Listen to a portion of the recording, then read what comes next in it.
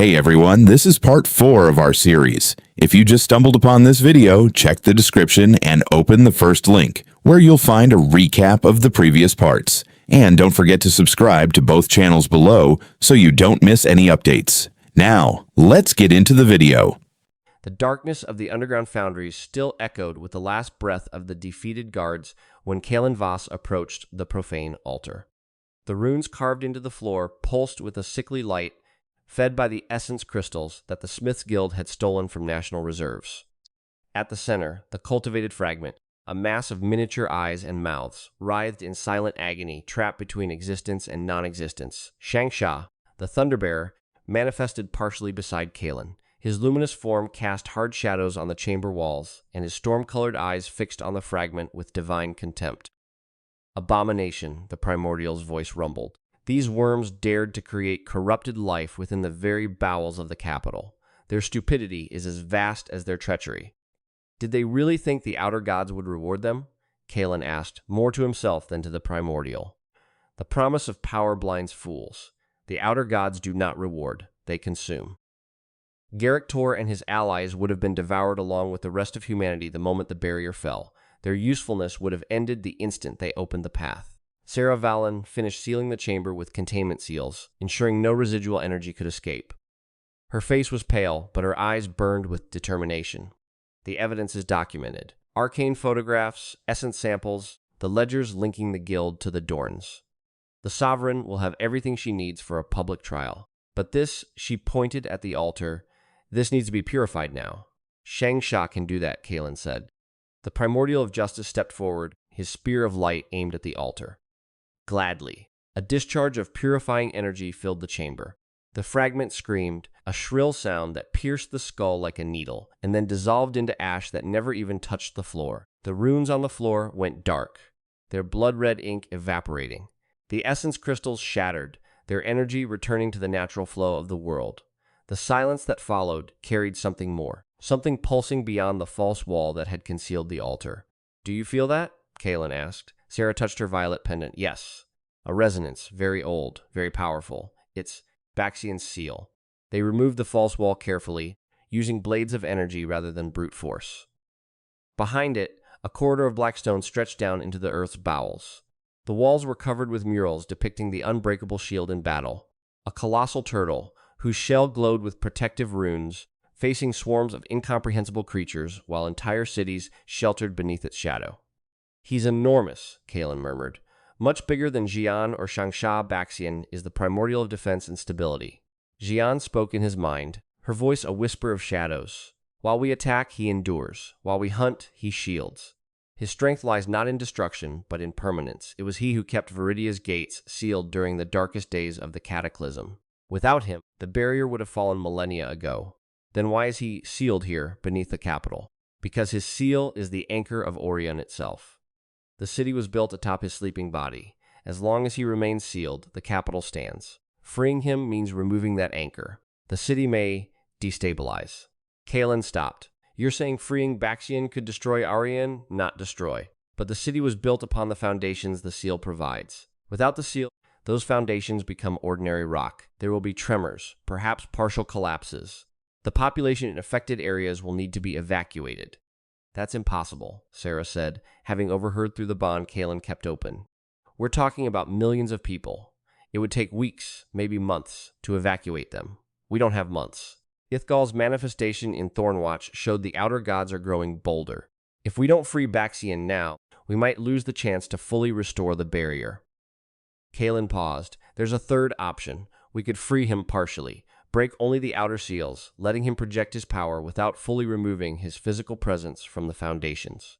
That would buy time to organize the evacuation while we still gain his strength. That is possible, Shangsha confirmed. But it will require a containment ritual, and the seal's guardian may not agree to a partial release.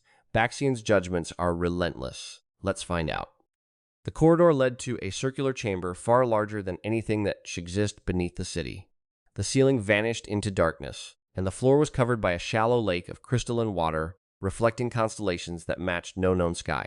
At the lake's center, an island of stone supported a statue that was not a statue. It was Baxian, or rather, Baxian's sealed form, a colossal turtle shell, the size of a city block, encrusted with containment runes glowing with a pale amber light. The Primordial's head was drawn into the shell, and his eyes, two slits of golden light, were closed. But not asleep, watching. Who treads upon my sanctuary? Baxian's voice did not thunder like Shangsha's, nor whisper like Zhiyan's. It resonated, deep and ancient, like the echo of a distant earthquake. Who disturbs the unbreakable shield? Kaelen Voss, he answered, his own voice sounding small in the vastness of the chamber, here of the sanctuary, summoner of Primordials. I have already bonded Zhiyan, the Silent Reaper, and Shangsha, the Thunderbearer. I'm here to free you. Free me. Why would I wish to be freed? My purpose is to protect. As long as I remain sealed here, Viridia's capital stands. If I am removed, the city will shake. Thousands may die, millions will die if the barrier falls completely. The outer gods are returning. Ithgol projected a manifestation in Thornwatch. Others will follow. We need all 9 to reinforce the barrier before it's too late. Ith the Rot. I remember him. I remember when I burned his tentacles with the light of my shell, but that was millennia ago. The seals were designed to last an eternity. If they are weakening, then something has changed. The barrier is crumbling, Kaelen explained. The seals that kept us safe for ages are wearing thin. In 3 years, the barrier will fall completely. I need to gather the 9 to restore it. And you believe you can do what not even the primordial dragon managed alone? He sacrificed his very existence to create the barrier. You are but a mortal, however extraordinary you may be. I'm not alone. I have Zhiyan. I have Shangsha. And if you join us, we'll have 3. Eventually, all 9. Together, we can do what the primordial dragon did, but without the ultimate sacrifice, we can create a permanent barrier. Silence. The lake's waters trembled. Then Baxian's head slowly emerged from the shell. It was a turtle, yes, but its eyes were wells of golden light, and its mouth was a slit that seemed to hold the wisdom of ages. You speak with conviction, young summoner, but conviction is not the same as truth. To free me, you must pass my judgment, the trial of persistence. I accept. What do I need to do? Protect. Baxian's voice reverberated. For 3 hours, you must protect the sacred lake from the forces that will try to corrupt it. The seal that imprisons me also draws creatures from the abyss, hungry for the energy I emit. Every century they attempt to break through the defenses. Until now, I have contained them alone. But if you desire my power, you must prove you can protect those who depend on you. 3 hours, Kaelen repeated. Can Zhiyan and Shangsha help me? They may. But know this, the more primordial power you use, the more creatures will be drawn. Your strength will be your own curse. Then I'll have to be strategic. Understood. The trial began without warning. Simply the lake's water began to bubble, and from its depths emerged the first creatures. They were not ordinary beasts. They were manifestations of hunger and despair, solid shadows whose forms mimicked extinct predators. Some had multiple jaws. Others had elongated limbs that moved at impossible angles. All converged on the island's center, where Kaelen had positioned himself. He did not summon Zhiyan or Shangsha right away. Instead, he activated the Purification seals Finn, the Thornwatch healer, had taught him to create. Barriers of amber light rose around the island, repelling the first waves of creatures. That should hold them for a while, Kaelen murmured. Enough for me to assess the terrain. They won't stop, Zhiyan warned. The seal draws them like blood draws sharks. Each wave will bring stronger ones, then we'll have to be stronger still. The first hour was manageable. The purification barriers contained most of the creatures, and Kaelen used close combat techniques, his hands wrapped in cutting shadows, to eliminate any that got through. But as time went on, the creatures grew larger, tougher, more numerous. In the second hour, Kaelen had to summon Zhiyan. The Silent Reaper burst from the shadows, her 9 wings unfurling like an apocalyptic mantle. Her claws tore creatures apart, but for every enemy defeated, 2 seemed to take its place. This isn't a battle of strength, Sarah observed, standing at the lake's edge, monitoring the situation. It's a battle of endurance. He doesn't need to beat every creature. He just needs to hold out until time runs out. He knows, Shangsha replied, his voice thick with tension. But every minute, the creatures drain his essence. Even with Zhiyan fighting, the wear is cumulative. If this continues, by the 3rd hour, the situation had turned critical. The creatures were now colossi of solid darkness, their shapes recalling twisted dragons or giant worms. The purification barriers collapsed under the combined assault. Zhiyan was forced to retreat, her form flickering. Shangsha, Kaelen called. Area purification.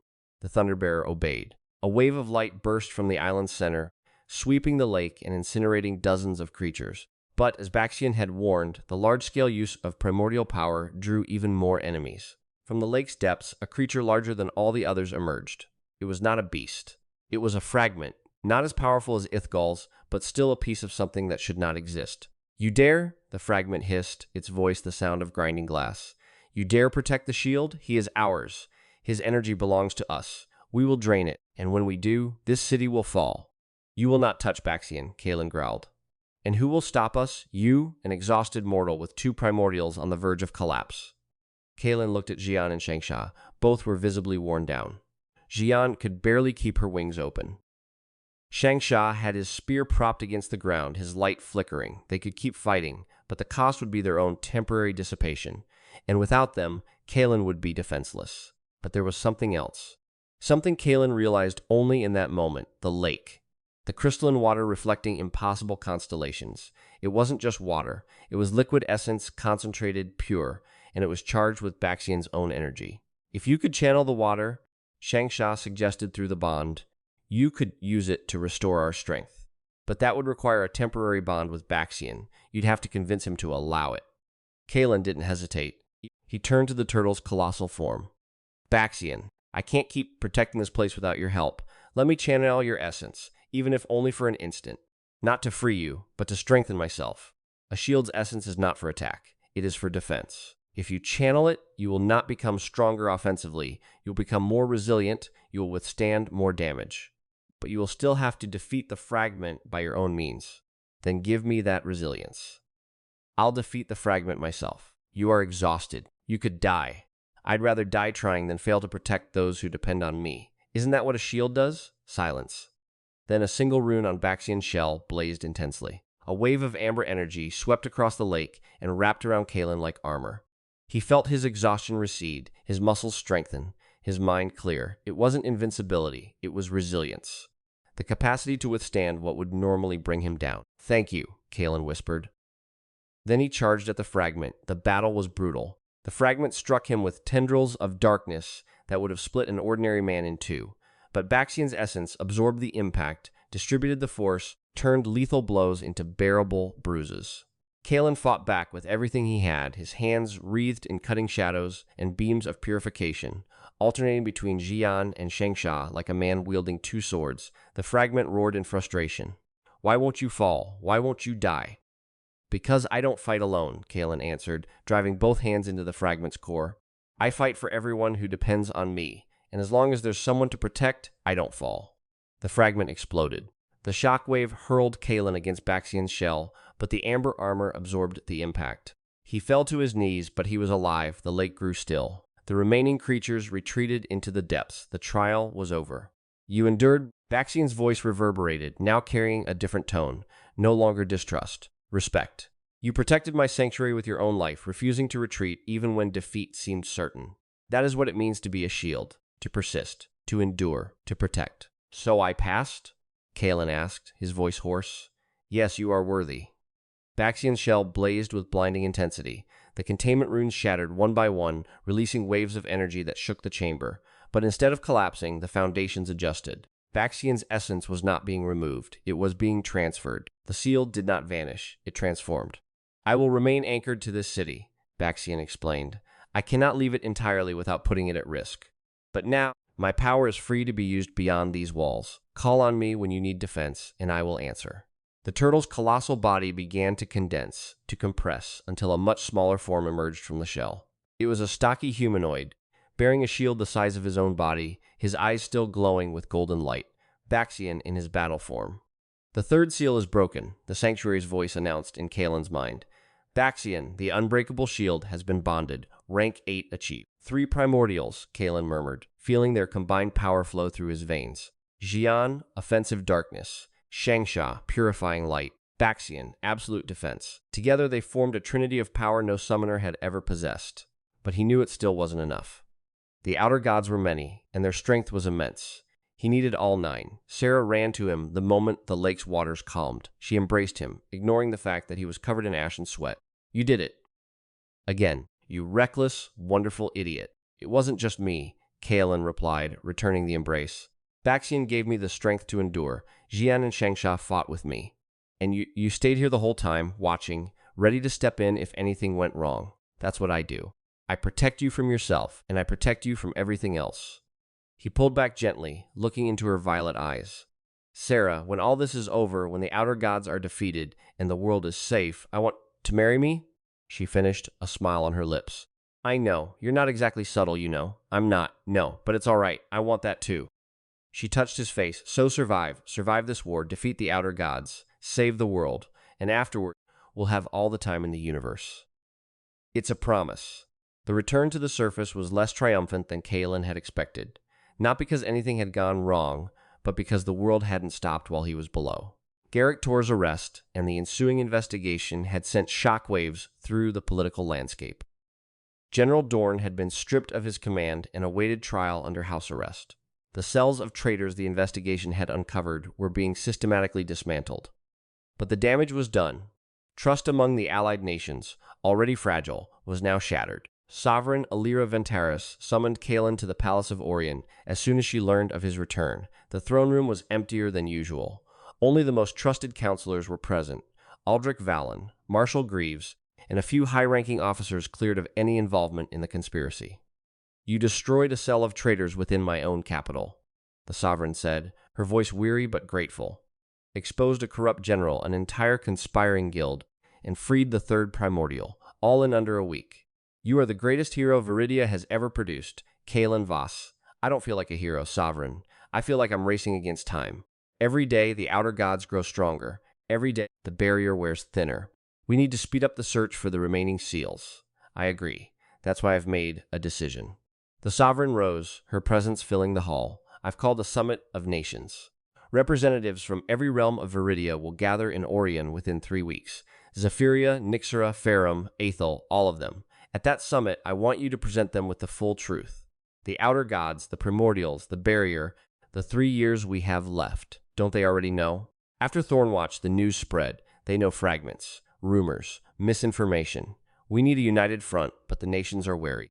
Zephyria is furious that you entered their sacred peaks without formal permission.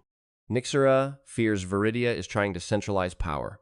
Ferrum demands access to the primordials as a condition for cooperation.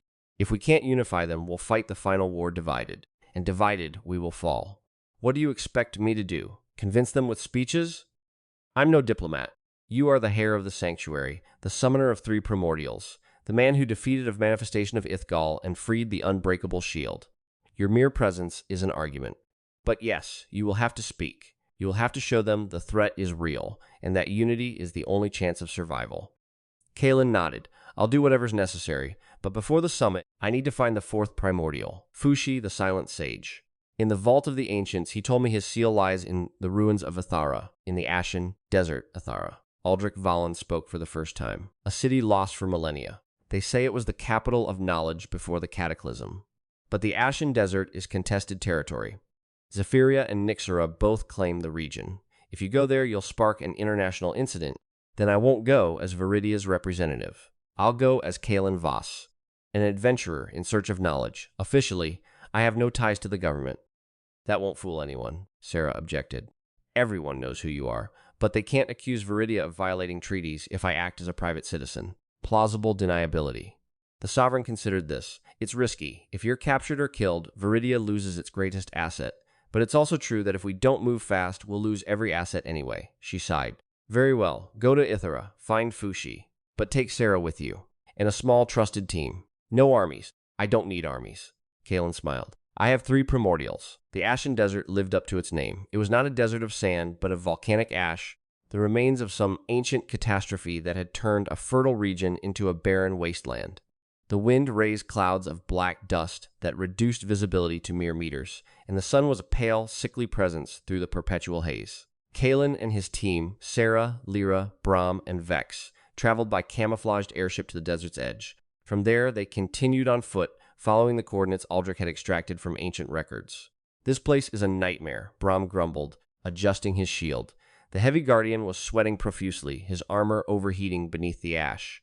How did anyone live here? Before the cataclysm, this was a green plain, Vex explained, his engineer's eyes studying the rock formations. The city of Ithara was a center of knowledge, famous for its libraries and universities. They say Ithara's sages discovered secrets even the primordials didn't know. But when the cataclysm came, something happened. something that turned the plane to ash and buried the city under tons of molten rock. Fushi, Kaelen said. He is the primordial of knowledge and wisdom. If anyone knew the secrets Ithara's sages uncovered, it was him. Maybe his seal is connected to that destruction. Or maybe the destruction was caused to protect the seal. Sarah suggested. They walked for hours through the haze of ash. Mira, the arcane tracker Greaves had insisted on sending with them, guided the group by detecting fluctuations in essence. Finally, she stopped before what appeared to be a particularly tall dune. There's something down here, a massive concentration of essence, bigger than anything I've ever detected except the primordial seals. Then we start digging, Kaelen decided. It wasn't necessary. The moment he touched the dune, the ash began to move on its own, parting like water. An opening was revealed, a stone passage spiraling down into the earth's depths. Ancient runes glowed on the walls, lighting the way with a bluish light. Fushi is here, Zhiyan confirmed. I can feel his presence. But there's something more. Something wrong. Wrong how? His essence is distorted. Not Ithgal's corruption, but something different, something more subtle, as if knowledge itself were poisoned.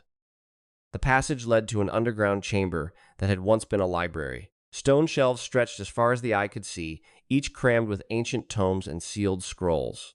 But the air was heavy with an oppressive energy, a mental hum that made the head ache. At the library's center, a figure sat upon a throne of books. It was a slender humanoid, wrapped in living scrolls that moved like serpents. His eyes were two white flames, but something was wrong with them. The flames flickered, shifting from white to an ashen gray, as if a shadow were smothering them. Fushi, Shangsha spoke, his voice solemn. Brother, what have they done to you? The silent sage raised his head slowly, as if each movement demanded colossal effort. His voice, when he spoke, was a distant echo, cut through with static. Brothers, you are free. That is good. But you have come to the wrong place. This place is cursed. The knowledge I guarded for millennia has been corrupted. Corrupted by whom? Kaelen asked. By myself. Or rather, by something that infiltrated me while I slept. A fragment, not of Ithgal, but of another. An outer god that fights not with claws and tentacles, but with ideas, with lies, with distorted truths. An outer god of knowledge, Sarah murmured. That would explain the feeling I've had since we entered. Like the information in this place is wrong. Exactly. It infiltrated my scrolls, rewrote records, planted falsehoods, turned my domain, which should be a beacon of wisdom, into a labyrinth of deceit. I have fought it for centuries, but I am losing. If I am freed in this state, I will spread the corruption to every primordial bonded to me. Zhiyan, Shangsha, Baxian, all would be infected. Then we need to purify you before we free you, Kaelen concluded. Yes, but purification is not simple. The fragment that corrupted me has no physical form. It is a living idea, a conceptual parasite. To destroy it, you must find it within the labyrinth of my own thoughts. You must enter my mind. Enter your mind? Is that even possible? With Zhiyan and Shangsha's help, yes. Zhiyan can open a path through the shadows of consciousness. Shangsha can illuminate the darkness of corruption. But you, Kaelen, will have to navigate it alone. Neither of them can accompany you to the core. The parasite will hide if it senses our presence, alone in an alien, corrupted mind. Kaelen sighed. Of course. Why would it be easy? Kaelen, this is too dangerous, Sarah said. If something goes wrong, you could be trapped in there. Or worse, corrupted too. If I don't do it, Fushi stays corrupted. And eventually the corruption spreads to the other primordials. It's a risk I need to take. He took her hands. I promised I'd survive, and I will. Trust me. I trust you. That doesn't make it any easier. Zhiyan and Shangsha positioned themselves around Fushi. The silent reaper spread her wings, creating a vortex of shadows that enveloped Kaelen and the throne of books. The Thunderbearer raised his spear, casting a pale light that pierced the darkness. Prepare yourself, Zhiyan warned. Fushi's mind is vast. The parasite will try to confuse you, show you illusions, use your own fears against you. Remember what is real. I know what's real. Kaelen closed his eyes. Let's go. The world dissolved. Kaelen found himself in a place that was no place at all. An infinite space of shelves and scrolls, echoing with incomprehensible whispers. The shelves moved on their own, rearranging themselves into hypnotic patterns. The floor was a mirror, reflecting a sky that did not exist. And at the center of it all, a figure awaited him. It was not Fushi. It was a parody of him, a twisted version, with eyes of black ink and a smile that stretched beyond the limits of his face. His scrolls were stained with something that looked like blood, but wasn't blood. It was ink. Ink that dripped and formed words on the floor. Welcome, little summoner, the creature hissed. I am truth, or rather, I am the lie that became truth. Have you come to destroy me? How lovely. But first, how about a game? I'm not here to play. Ah, but you are. Everyone who enters a sage's mind is playing the game of knowledge. Ask me a question, and I will answer. If my answer is true, you draw closer to me. If it is false, I draw closer to you. Whoever touches the other first wins. And if I refuse to play, then you will wander this library forever, lost between truths and lies, until your mind wears away and you become part of the collection. Kaelen gritted his teeth. He had no choice. Very well. First question, what is your true name? The creature smiled. I have no name. Names are anchors, and I am free. But if you insist, you may call me Pseudos, the parasite of knowledge. Now my turn. What is your greatest fear? Kaelen hesitated. The parasite wanted to use his fears against him. But if he lied, Pseudos would draw closer. If he told the truth, Pseudos would have ammunition. Failure, he said finally. My greatest fear is failing to protect those who depend on me, failing to save the world. Being remembered as the summoner who wasn't strong enough, interesting. So noble, but so predictable. Pseudos took a step closer. Now your question. What do you want? What is your ultimate goal? To survive, like any living being. The outer god sent me to infect Fushi, but I developed tastes of my own. I want to exist. I want to spread. I want to turn all the wisdom of the universe into my own image. A cosmos where every truth is a lie and every lie a truth. Wouldn't that be beautiful? It would be a nightmare. Kaelen stepped back. Nightmares are just dreams that weren't properly understood. My turn. Who is the person you love most? Sarah. The name burned in his mind, but he couldn't give it to Pseudos. I love humanity. All the people who struggle to survive lie. Pseudos advanced 2 steps. You love one specific person, a woman with silver hair and violet eyes. Sarah Valen. I can see it in your mind. You would protect her with your life, wouldn't you? Yes. Kaelen clenched his fists. And if you threaten her, I'll destroy you. Threats. So typical of mortals. But we are playing. Your question. Kaelen thought quickly. He needed a question Pseudos couldn't answer, or one that would force it to reveal a weakness. What can destroy you? Pseudos laughed, a sound that echoed through the infinite shelves. Ah, that's easy. Truth. Absolute, unquestionable truth that admits no interpretation. But absolute truth doesn't exist, does it? Everything is subjective. Everything is relative. Even the laws of physics are just conventions. Therefore, I am immortal. Nothing can destroy me. That's a lie. Kaelen took a step forward. You just admitted truth could destroy you. If absolute truth existed, you'd be vulnerable. But it doesn't exist. It does. The absolute truth is that the outer gods will be defeated. The absolute truth is that I will free Fushi. The absolute truth is that you will disappear. That isn't true. It's faith, hope, desire, not facts. For me, it's truth. And in this place, my truth is the only one that matters. Pseudos wavered. For an instant, his form flickered. You're stubborn, but stubbornness isn't truth. Let's continue the game. My turn. What would you do if you discovered Sarah Valen was an agent of the outer gods? She isn't, but what if she were? What if everything she's done was an act to win your trust? What if the love she claims to feel is just a tool to manipulate you? Kaelen felt doubt creep through his mind like a venomous spider, but then he remembered. He remembered Sarah in the Grizzle Forest, handing him replacement scrolls. He remembered her in the sunken sanctuary, fighting beside him. He remembered her saying, "Survive," with tears in her eyes. That would be a lie, he said firmly, because I know her, and you can't plant a doubt that has no roots. Your question is invalid. Invalid? There are no invalid questions. There are. Questions built on false premises are invalid, and you know the premise is false. You're just trying to distract me. Kaelen advanced 2 more steps. He was almost within reach of touching Pseudos. Now my question, why are you afraid of me? Pseudos backed away. I am not afraid. Lie. You're retreating. You're flickering. You're desperate. Because I am the truth you cannot distort. I am the certainty in a sea of doubt, and you are nothing but a parasite that feeds on uncertainty. Without it, you're nothing. Silence! Your turn to ask. Go on, ask. What's my greatest weakness? What secret do I hide from everyone? I'll answer with the truth. My greatest weakness is that I care too much, and my secret is that I'm afraid of not being enough. But those fears don't control me. They drive me, and you can't use what I've already accepted. Kaelen took the final step and touched Pseudos. The creature screamed. Its form dissolved into black ink, which evaporated into smoke. The shelves stopped moving. The whispers ceased. The library fell silent, and then Fushi was there. Not the twisted version, but the true silent sage. His eyes were pure white flames once more, and his scrolls were clean. You did it, Fushi said, his voice filled with gratitude beyond words. You purified my mind. The parasite is gone. How did I do that? I just touched it. You faced it with the truth of your own conviction. Pseudos feeds on doubt, uncertainty, ambiguity.